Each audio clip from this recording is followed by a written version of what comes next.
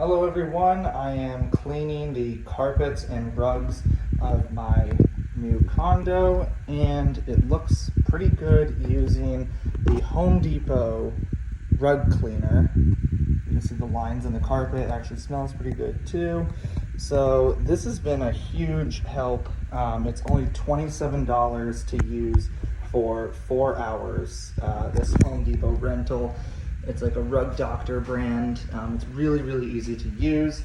And I highly recommend this BioClean carpet stain and odor remover lime essence. It's really, really good. Removes stuff from dirt, pets, wine, food. It's just really good ingredients too. And to be honest, this is the least expensive thing that I found between Target and Walmart. Only $10 for this bottle. Really, really good. And you just put it into a bucket along with some water and then dump that into here. You just press a button to start spraying, and then this thing just goes to town and cleans your carpet. Again, it smells really good and it's really good too. So $10 at Target. Highly recommend this.